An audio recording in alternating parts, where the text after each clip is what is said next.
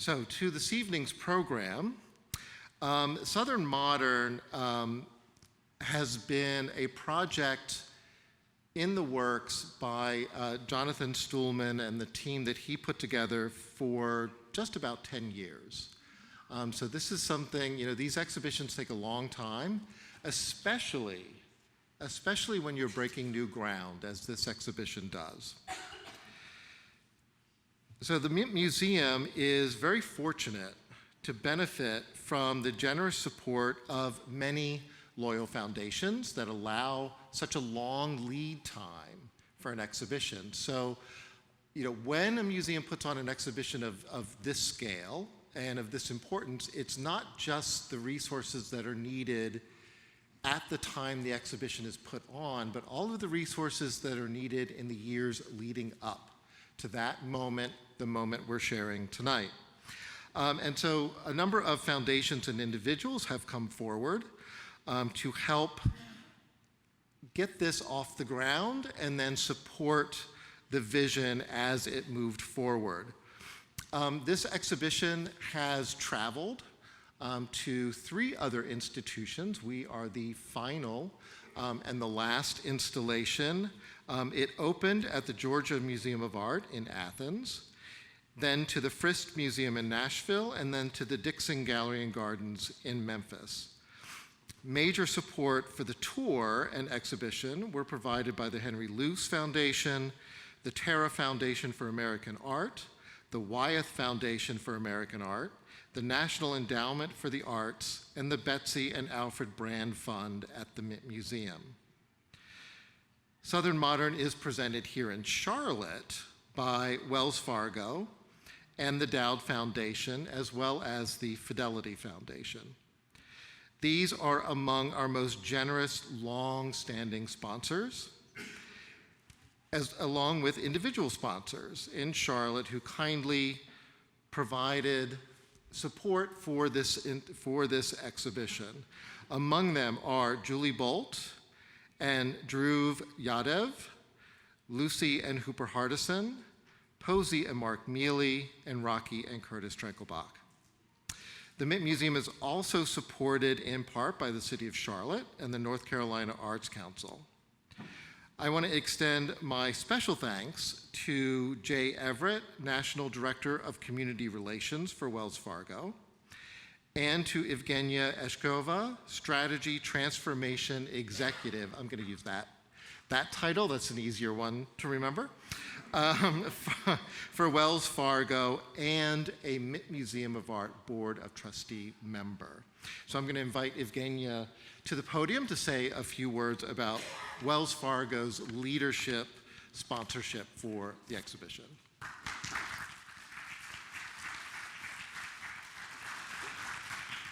Thank you, Todd, and good evening, everyone. Mint became more than a board seat for me. It's truly a family and a huge part of my life, and I'm super excited to be here tonight and represent more than 270,000 employees of Wells Fargo across Charlotte region. Wells Fargo is honored to continue our support for the museum, its mission, and to be one of the presenting sponsors of this wonderful exhibit.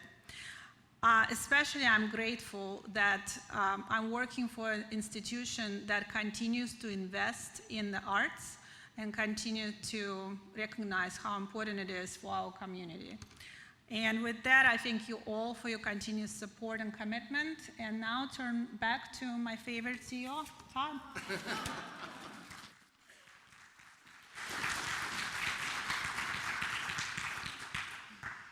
Thank you very much. We're so grateful to Wells Fargo for making this possible. It's been a labor of love for our Senior Curator of American Art, Jonathan Stuhlman, who you'll hear from in just a minute, who worked on this project along with independent scholar Martha Severns. Southern Modern takes a broad view of the South and is structured around key themes that traverse time and place, race, family ties, and social struggles. It also takes an inclusive view of the art of the region, highlighting the creativity and talent of women artists and artists of color to provide a fuller, richer overview of the artistic activity in the American South in the first part of the 20th century. I am very proud to note that this exhibition has received incredible national acclaim in the art newspaper, Antiques and the Arts Weekly, Forbes magazine, and a glowing 2-page review in the New York Times, to name just a few.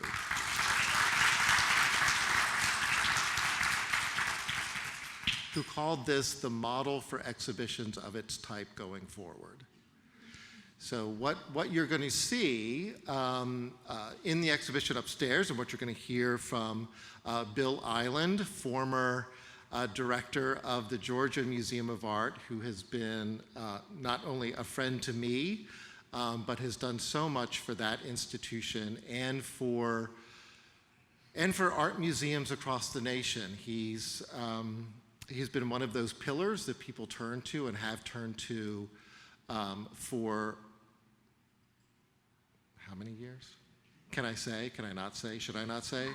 Should I intimate what those years might be? We'll just say, we'll use the word many. For many years. He's a great scholar, a great friend, and I'm so glad that he's here to have a conversation with Jonathan Stuhlman about this exhibition where we re-examine the early 20th century in America. Because a lot of this, and you'll go upstairs and you'll see that it comes from sort of an ill-informed statement by a New York art critic, or no, I'm sorry, a Met curator, who said that nothing worthwhile happened south of Baltimore. So, I mean, certainly the Ravens are having a great season. I mean, yes. But in art terms, many great things happened in the South, and this exhibition just scratches the surface of the wealth of artists and visual language that occurred here in the first part of the 20th century. So, Jonathan, Bill.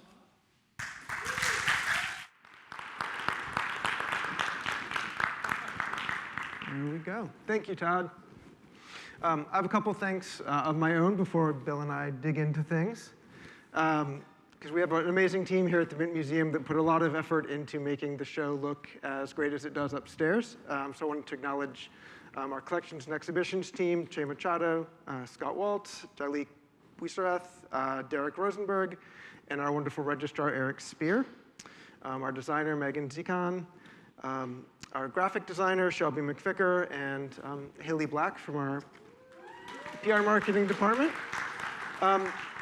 Shelby not only designed the wonderful font and logo for the show that you see when you go into the galleries, but also she and Haley put together one of the incredible interactive components of the show in the center of the space. And then finally, from our Learning and Engagement department, Margaret Malden, who did the wonderful family close-looking guide, or all-ages close-looking guide. Now, Bill, I get to introduce you. Todd did some. But I'm going to read this because it was so nicely sent to me today. And it just touches on some of the things you've done. But Bill Eiland, a native of Sprott, Alabama, was the recently retired director of the Georgia Museum of Art at the University of Georgia. His doctoral degree is from the University of Virginia, which is something we share and talk about. And he has written, edited, and contributed to more than 60 publications over his career. Served on the boards of the American Alliance of Museums, the Southeastern Museums Conference, and the Georgia Association of Museums and Galleries. Was a trustee of the Association of Art Museum Directors, chairman of the NEA's Arts and Artifacts Indemnity Panel, and vice chair of the AAM's Accreditation Commission.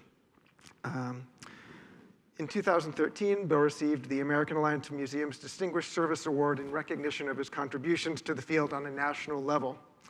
And in 2017, he received the Georgia Governor's Award for the Arts and Humanities. And I've had the pleasure of knowing Bill. We were introduced by our friend Jason Schoen, a collector. And Bill and Jason had a long relationship. So when I moved up to Charlotte, Jason put us together. And The other thing that's remarkable, I think, what you've done, Bill, is since over the years at the Georgia Museum of Art, you put together many exhibitions celebrating art and artists of the South. And so Georgia Museum of Art was a natural partner for us as we started to think about the show. We'll dig into the background of the show in just a moment. So I thought what we'd do tonight is, instead of kind of taking you on a tour of the exhibition virtually, we'll talk a little bit about how the show came together, why I started thinking about it, and some of the criteria for what we decided to include or not include, just to give you all a sense of the background of how everything happened. Sound good? Mm. All right, so I'm going to show you a not Southern picture to begin with. So we're looking on the screen at Frederick Church's The Icebergs. And why am I showing this? American art prior to the bicentennial in 1976 really wasn't as highly regarded as European art, certainly, and art from other places. It was really with that bicentennial that there was a reawakening of interest in the art of our country outside of some of the artists who were kind of thought of as the American old masters, so John Singer Sargent or Copley or Benjamin West or Mary Cassatt, maybe. But when this painting sold in 1979 for $2.5 million, it kind of signaled a watershed in awareness and appreciation for American art. And I think that was around the time in the 80s when you started to see, you could find departments of art history where you could get a degree in American art. It wasn't as possible before that point. So that was kind of a watershed moment. And I think along with the interest in American art more broadly, there started to be an interest in Southern art as well. When I took art history in college, this was my textbook, Wayne Craven's American Art and Culture, and it was pretty progressive to have a work by a female artist on the cover, Mary Cassatt, and one of the chapters on 20th century art even started with a work by Romar Bearden. However, there was almost nothing to do with Southern art in that book, maybe an early section on architecture from the period. So it really wasn't a part of the conversation, and I'm sure you encountered that as well. Absolutely. Yeah. And so when I came to the Mint, I knew that the Mint specialized in the work of Romar Bearden, and here's Carolina Shout here, probably our most iconic piece. And of Bearden's connections, here's a Charlotte native, a lot of his work, and you'll see two of his early pieces in the show reflect back on his Southern experiences. But then Bearden I knew, but I started to see work by artists like Elliot Dangerfield, Will Henry Stevens on the screen, that I knew a little bit but wasn't as familiar with, and thought, these are fascinating paintings. Why don't I know more about these artists? Eugene Thomason and Claire Leighton as well were two more. Thomason lived in Charlotte briefly and then moved to the foothills. And Claire Leighton came from Great Britain and spent time in Durham, teaching at Duke University. And so I started to discover these artists, and here are two more abstract pieces. Jessie Barden, who taught down in South Carolina, and Claude Howell. Both of these came into the Mint's collection through its Piedmont Biennial exhibitions. And I was thinking, why don't I know about these artists? And as I started to meet people like Bill and get to know other collections in the area, places like the Johnson Collection down in Spartanburg, which focuses on Southern art, I thought, why was this not kind of part of my background, my upbringing? Why didn't I know about this? And it was through the good work of individual museums like the Georgia Museum of Art that we really started to see it. Now, Bill actually put together, and we have you kind enough to bring your book. This book on the left or the right of the screen up there, The American Scene in the South. These were really the only two major publications and books to look at Southern art. The Virginia Museum did painting in the South in the early 1980s, just as the interest in American art was starting to develop. And then in the 90s, and that looked broadly, so 1564 to 1980 is a pretty broad span of time. And then Bill's book focused on the 1930s and 40s and looking in particular at the American scene, so works that focused on everyday life in the region. And do you want to tell a little bit about the genesis of that show? I was interested in it, basically, and the staff became very interested in it. And Patty Fagan, who was our curator of prints and drawings, is the one who really put it together. Yeah. And It was important to us because the artists in this case were even more neglected than many of the artists in the show we're opening tonight. And that was a great deal of fun, but also of interest in finding them. In fact, in the essay that I wrote for it, there's a picture of an American artist or woman who lived in Birmingham, Alabama, and her portraits and her portraiture was of the leaders of the civil rights movement, and her works are being dispersed now. So she's an example of just what we were trying to do with this book. Right, and Bill, as a native of the South, do you think that's part of what stimulated your own interest in the subject matter? I mean, mine came out of not knowing what I was finding and being fascinated by it, wondering why. It definitely came out of my being a Southerner, definitely. But I grew up, I left at 15 to go to school, but until 15, my home was with my parents, 17 miles from Selma, Alabama. So that was an interesting period in my life, extremely interesting period in my life, and it made me think about it a great deal. And to tell you just how rural I am, what a big redneck I am, seriously. My mother taught school and was a principal of a school, but namely, I guess with this in mind, I had begun thinking about exactly why my interest in this and my interest, but some of these artists, at least 5 of these artists, are from Selma, because Selma actually had its own school, which it irreverently called the contribution of the United States to Greece and to Rome. Selma, which always amused me. But no, reminded me of a story. A friend of mine I went to grammar school with, went to the University of Alabama, and she pledged a sorority. And it's one of the most social sororities at the University of Alabama, which means a lot. And she came home to see her mother, and her mother lived in Rivercrest Plantation in South Alabama, near where I was from. And Margaret told her mother, she said, my sorority sisters said that we didn't have to bring our own silver and crystal and china, that we could just use paper plates and plastic. And her mother said, your sorority sisters must be from North Alabama. And the same thing happened to me recently, and again, we'll show you how proud I am of being a Southerner and how important I think Southern painting is. I'm just back from a conference, and at the conference the last time, you had to wear a badge that said your preferred pronoun.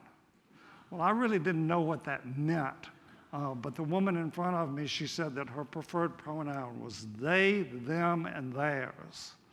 And then she walked away. And so the man who was doing it said, and what's your pronoun?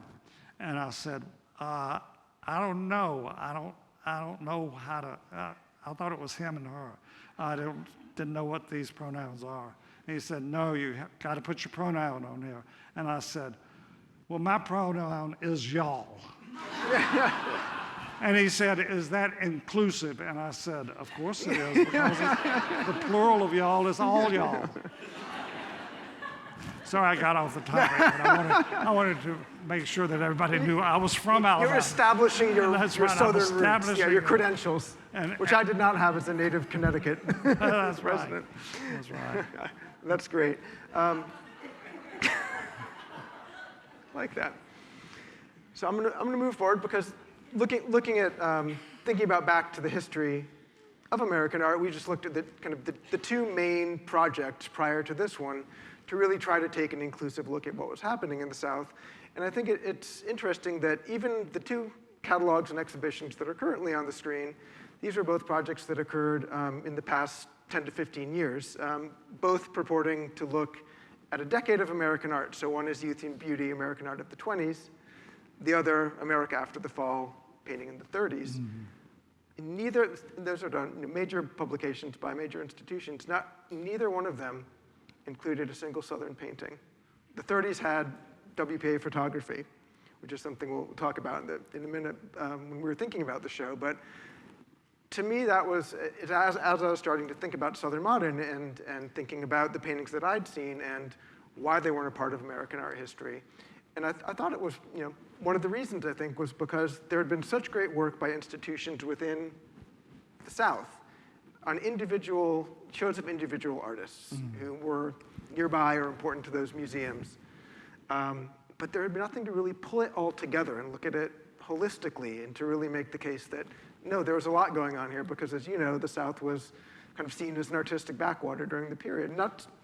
Exactly, Yeah. and in fact, it's exactly what you're saying. In fact, the notion of Southern art has always been a point at which people from outside the region could be condescending, could be patronizing, and often they were. And what Todd said before when he was introducing the program, he was talking about Joseph Downs, who was the curator at the Metropolitan Museum of Art, and he's the one who said that you needn't look any further than the Mason-Dixon line to find art of merit. Yeah.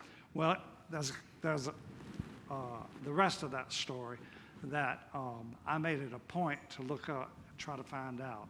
And fortunately, I was able to. There was a lady there the night he said that, and she had on her pillbox hat and her patent leather shoes.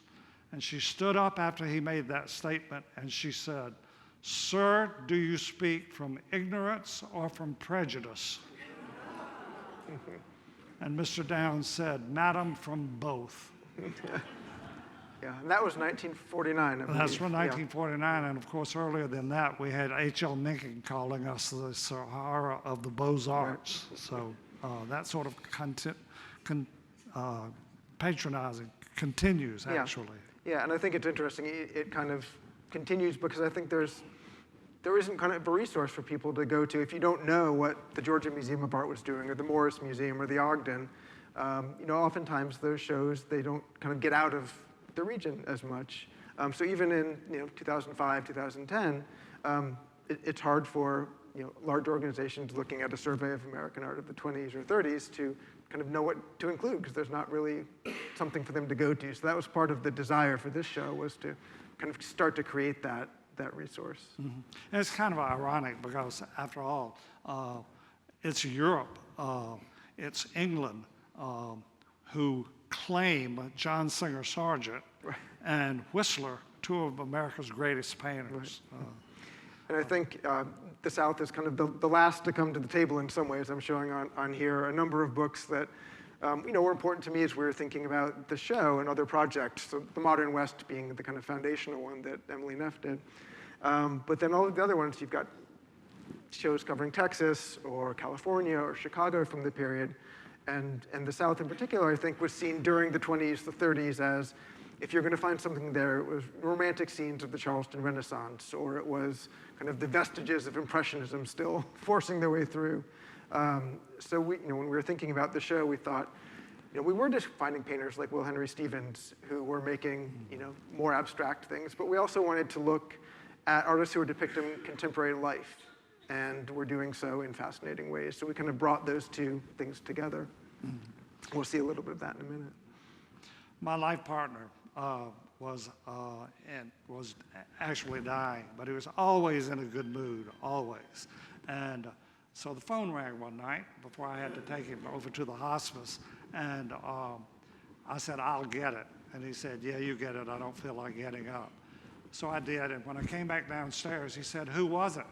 And I said, "It was the University of Alabama asking me where that manuscript is on the arts of Alabama." And he said, "You haven't finished that yet?" And I said, "No." And he said, "Take 15 minutes and go upstairs and finish it." And that has been sort of what I've heard a lot in my life. Those Italian Renaissance scholars. Actually, he was a 14th and 15th century specialist, so. That's great. If they didn't come to America, they didn't exist. That's right. So I wanted to share kind of a little bit about how once we started thinking about the show, and especially as I got to know our collection and thinking about moving into this building in 2010 and was really digging in, we started to think, well, we should organize a show that brings all of this great work that places like the Georgia Museum of Art had been doing, brings all that together, and how are we going to structure the exhibition? And so in 2013, we brought together all the people up on the screen there to kind of sit and talk about it. And it was a mix of scholars, museum directors, curators, collectors. And we kind of started to hash out the parameters of what Southern Modern would look like. And I think when I envisioned the project initially, it would have included decorative arts. It might have included photography. It might have included even outsider art or self-taught artists. And one of the great things about that was that I got to work more closely with this lady on the screen here, who I wish was with us tonight. Unfortunately, she couldn't be. That's Martha Severance, who was for years the curator at the Greenville County Museum of Art, and before that, the Gibbs, but just has a deep and abiding knowledge of Southern art. And after that meeting, she and I were talking, and I thought I really wanted to bring her on board as my partner to help pull this all together. And she was terrific. And the other, if you look on the screen, you'll see that Bill was not there. I think they had an opening where he was traveling. But I knew from the beginning that we wanted the Georgia Museum of Art to partner with us, and they were happy to do it. And so as we started to kind of figure out the parameters of the show, what exactly is the time span? What artists are we going to include or not include? What are the criteria? We had a lot of meetings down at the Georgia Museum of Art with your team and some others, and it turned out to be a great partnership. Yeah, y'all just heard some of the problems we had in making the decisions about what was to be in this museum and categories of objects and how to make sure that everything that we wanted to do, that we were able to do with what we were choosing. And that was important because right now, at this moment, CITES, which is the Smithsonian Institution's traveling service, is putting together an exhibition called the South Project. And because of this exhibition, we dealt with works on paper and with paintings. Then they have taken the humanist elements of the project, and they're going to be doing, I forgot to tell you, they're going to be doing the humanities portion of it, which is perfect for them to be doing. Yeah, and I think the one thing when you go upstairs, you'll see we ended up, it's pretty much just paintings and works and prints and some pastels. Because what we ended up finding was there was so much great material just with those things that, if we added in photography, if we added in decorative arts and all those kinds of things, the show would have been far too massive, and we were discovering so much great art, fine art, period. That's where we kind of set up some of those boundaries. Mm-hmm. We would have been crystal bridges before the fact. That's right. So a couple of the questions we discussed, and looking at the screen, is who are we going to consider as Southern? Because it can be a lot of things. The South, then as it is now, is a place of people coming, people going. And the example that I always fall back on is the two artists on the screen. So we've got Romar Bearden on one side and Buford Delaney on the other. So one of the things that we talked a lot about was, did one have to live and spend their whole career in the South?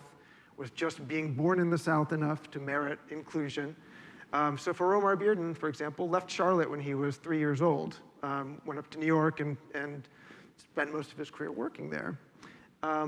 Yet, his work constantly, throughout his career, from the earliest period all the way to the end, reflected back on those lived experiences in the South, those memories, those people that he knew. And so we thought that that was kind of enough to include him, whereas Delaney, born in Tennessee, left, as many black artists did at the time, and never came back, but also did not really reflect back on the South. When he was in New York, he was painting scenes of New York and then started to work abstractly. Went to Paris and ended up staying there. Mm-hmm. So even though we have a beautiful work of his in the collection, we felt that kind of break away from the South, both in terms of his personal life and his subject matter, was a criteria that didn't make him a great candidate for the show. Another example of that is of course, an artist that there's been a great deal of interest in lately, and that is Alma Thomas. And she moved to Washington, D.C., Right. and yet she never forgot the South. She Right. never forgot that she was in the South, and she was not stridently angry about her experiences in the And South. we did include an early work of hers. And we also made the decision to capture Washington, D.C., and in particular Howard University as part of the South, because it was such a beacon for people who wanted to study art to go there and work with Alma Thomas, James Porter, and Lois Milo Jones. So we did include some of the artists who were working there at Howard, but an early work by Alma Thomas as well. And the other thing that we did include were artists like the ones on the screen now, whether Thomas Hart Benton or Elzevir Cortor, artists who did not live or work primarily in the South, but who spent significant amounts of time here and created significant bodies of work here. Because what they were doing was taking those things and showing them back in New York or Chicago or other places and kind of creating their vision of what the South was and looked like to them. So we did include those kinds of work as well, and I think you felt that was important too as we were planning things. Well, actually, I thought, and was glad that we were doing this show, is that we needed a balanced look at the South. And it's precisely what we ended up with, I think, in the checklist. Yeah, and we also wrestled with the question of what is modern, because there are lots of different definitions of modern, and I kind of talk about the show as including both modern with the big M and modern with the small m. So the big M being those artists who were kind of pursuing that path towards abstraction, that kind of linear course that art historians liked for many years to follow. So artists like Dusty Bonget or George Kachergis, who were looking at things that were going on, whether it was Fauvism or Cubism abroad. And many of these artists in the show studied in New York and had experiences in Paris and were very conversant with what was going on outside of the South. So whether it's Dusty Bonget looking at those things or George Kachergis, who is looking at geometric abstraction. So those are kind of things that we might typically think of as being modern art. But then sometimes we included art that touched on contemporary life, and artists like Marie Hull. There are two remarkable works in the show by her. They couldn't look more different from each other. I mean, they kind of encapsulate exactly what the show is about, is that she could go kind of in both directions. And so conceptually, the painting An American Citizen, she's really making the case that this gentleman who she's picturing was from her neighborhood in Jackson. She painted him multiple times over the years, but he was a gentleman, and on the back of the painting it notes this. She painted it on the back of it. He was born into slavery and saw his status during his lifetime change drastically from being born into slavery to being recognized as a citizen and having the right to vote, and all of those things. And I think she very specifically used a red, white, and blue palette for his shirt and his tie. When you see it in person, it's even a little bit more obvious. So she could paint in that very realistic, very traditional academic manner. Within 10 years, she would paint river reflections.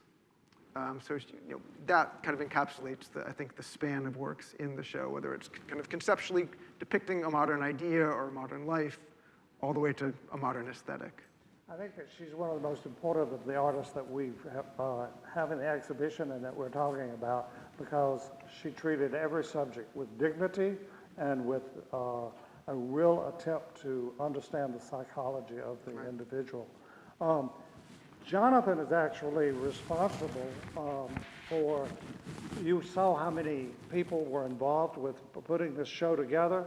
Well, just imagine having that many museum professionals in a room. And so Jonathan put together what I believe is the best definition of modernism, because believe me, there were 41 different definitions, and so I think Jonathan really did put together the best one, and he says that modernism is progressive aesthetics, the simplification of form, the use of non-objective or heightened color, all of this you're going to see upstairs, an interest in flattering or abstracting pictorial space. And I added one other thing. We talked about it today, and I would add one other thing because I think it's important, and sometimes we forget it. It's also fealty and the debt that we owed as in the arts in the South to Cezanne and to European paintings. And we were talking about it today, and I think that that's an important part to remember, that we were still dependent on some parts of stylistic interpretation of art on European predecessors. Yeah. Well, I think so much art builds on what came before, and we often only kind of celebrate those who were kind of the first to do it or to do something different. And so I think that's perhaps part of the reason why both American art and Southern art in particular kind of get left out of the conversation, because there is such an emphasis on that, which completely strips away, I think, significant subject matter and work. Yeah. Lamar Dodd said that somebody asked him about painting in the South, and he said, in the South, men paint houses and women paint pictures. And he could have added, they paint China also, but he didn't, thank God. But actually he had a good point, and the point was that because he went to study at the Art Students League, and he was decrying the unfortunate fact that to be a Southern artist, you left the South. You went to Chicago or you went to New York. Yeah. Well, I think that's one of the things that we see happening during this period. You mentioned the importance of women artists, and I think you'll see in the show both a number of works by women artists, but they were also foundational just in terms of the art scene in general, whether it was organizing artist colonies, whether it was participating in traveling exhibition groups like the Southern States Art League, or whether it was founding the Mint. So I think that's something that often gets overlooked that we tried to bring out a little bit in the show. So this afternoon, instead of going to sleep, taking a nap, I went back to the hotel room and I counted how many women are in the show upstairs, because we're always talking about women being neglected and that women's art is being neglected. Well, if you go upstairs, you're going to find that 25% of the works are by women, which is a significant number during that period. Not significant enough, perhaps, but still significant. That's great. Anything else you want to bring up or add before we take questions? That's fine. Okay. I know people are probably eager to get up and see the show now. We've been talking about how it came to be, but I'm happy to answer any questions before that.